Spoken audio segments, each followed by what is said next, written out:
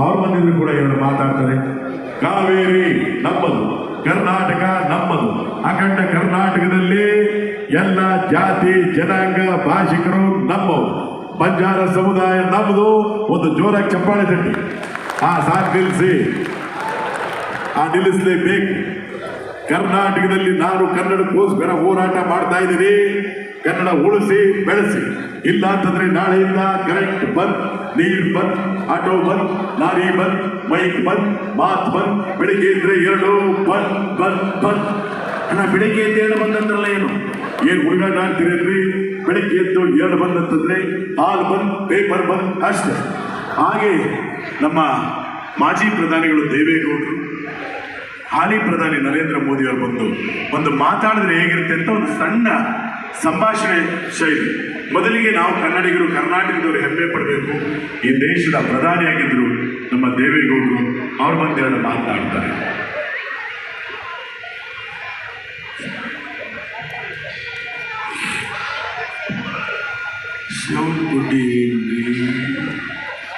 ಈ ದೇವಿಯೋಡ ಹುಟ್ಟು ವಿಷಯವನ್ನು ನಿದ್ದೆ ಮಾಡಲ್ಲ.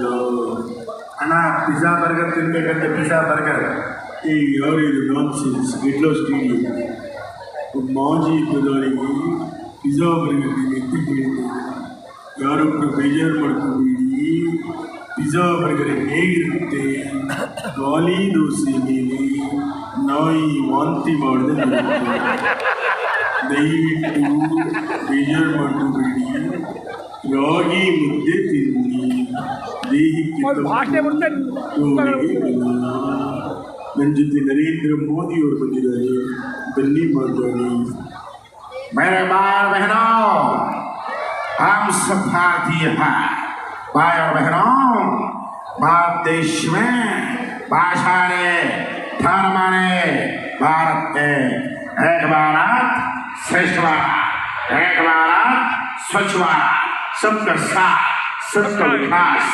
देवेगौड़ा जी, ದಯವಿಟ್ಟು ಹಿಂದಿ ಅರ್ಥ ಆಗಿಲ್ಲ, ಕನ್ನಡದಲ್ಲಿ ಮಾತಾಡಿ. ಎಲ್ಲ ನಮ್ಮ ಬಂಜಾರ ಸಮುದಾಯದ ಮಹಾತ್ಮರಿಗೆ, ಜನತೆಗೆ ಈ ಒಂದು ಹಬ್ಬದ ಹಾರ್ದಿಕ ಶುಭಕಾಮನೆಗಳು. ಬಹನ ಒಂದು ಮಾತು ಹೇಳ್ತೀನಿ, ಕೇಳಿಸ್ಕೊಳ್ಳಿ. ನೀವು ಓದ್ ಕಡೆ ಬಂದ್ ಕಡೆ ಇದ್ರೆ ಕೈ ಅಳ್ಳಾಡಿಸ್ಕೊಂಡು ಮಾತಾಡಬೇಡಿ. ಯಾಕಂದ್ರೆ 3 ವರ್ಷದಿಂದ ಎಲೆಕ್ಷನ್ ಆದಾಗ ನೀವು ರಾಜ್ಯದಲ್ಲಿ ಜನಗಳ ಮುಂದೆ ರೋಡ್ ಶೋ ಈ ಥರ ಕೈನ ಅಳ್ಳಾಡಿಸಿ ಅಳ್ಳಾಡಿಸಿ ಅಳ್ಳಾಡಿಸಿ ಜನ ಜಾಸ್ತಿ ಇದಕ್ಕೆ ಒತ್ತು ಬಿಟ್ಟರು.